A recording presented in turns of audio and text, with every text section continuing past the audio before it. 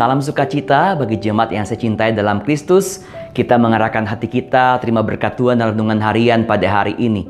Tuhan berkatilah kami supaya kami menyambut berkat-Mu dalam renungan harian yang kami dengarkan. Amin. Jika orang bertanya kepada kita bagian tubuh mana yang paling sering kita rawat, yaitu adalah wajah kita. Makanya kalau wajahnya mulai keriput, mulai jerawat, dia panik luar biasa, mulai gelisah luar biasa. Tetapi bagian tubuh mana yang jarang sekali kita perhatikan atau kurang kita rawat? Tak lain adalah kaki kita. Kita bisa menggunakan sendal, sepatu yang gak pernah kita cuci seminggu sekali, bahkan jarang kita cuci.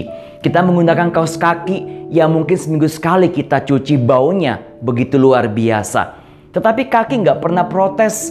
Dia dikenakan di sebuah sendal, sepatu, kaos kaki yang tidak begitu harum atau sangat berbau. Bahkan kita jarang membersihkan kaki kita ketika berada dari luar ruangan, masuk ke ruangan. Kita hanya mencuci seadanya saja. Tetapi kaki nggak pernah protes bahwa dia kurang diperhatikan. Kaki tetap menjadi berkat, menopang berat badan kita, melangkah dan terus melangkah kemanapun kita ingin melangkah. Seperti itulah gambaran yang Paulus sudah sampaikan kepada jemaat di Efesus, bahwa mereka semua adalah anggota-anggota tubuh Kristus yang harus saling memberkati, saling menopang, saling menguatkan, saling melayani, dan juga saling mengutamakan seorang dengan yang lain. Setiap orang Kristen mempunyai panggilan yang berbeda-beda. Semuanya penting, tapi harus saling memberkati seorang dengan yang lain. Maka kunci berkatnya agar kita semua bisa saling memberkati di tengah-tengah keberagaman kita, tanggung jawab kita yang berbeda adalah kita harus belajar untuk rendah hati, bersabar, tidak sombong, dan juga menunjukkan cinta kita seorang dengan yang lain.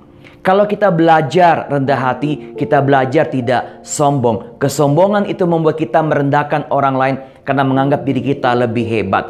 Kalau kita belajar bersabar, lemah lembut, tidak mudah tersinggung, tidak mudah marah, maka kita akan sungguh belajar menghargai kehadiran orang lain dan memberikan kelebihan kita untuk memberkatinya. Dan menunjukkan cinta kita untuk saling membantu.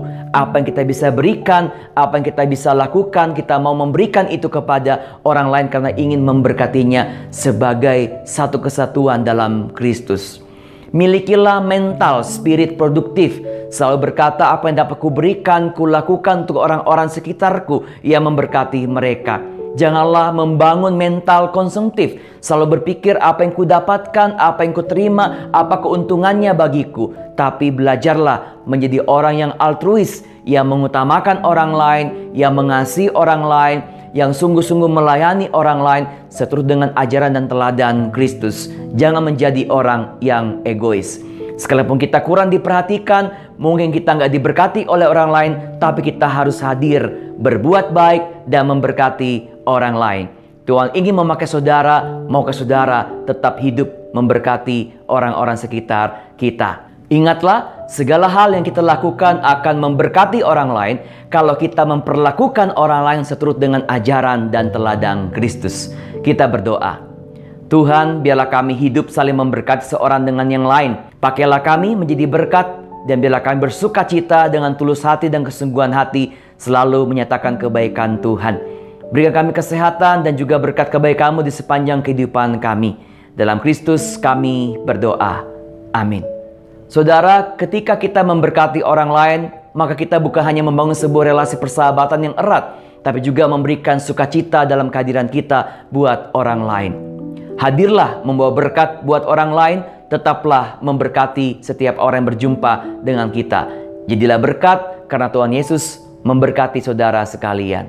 Mengiringmu seumur hidupku, masuk dalam rencana-Mu Bapa.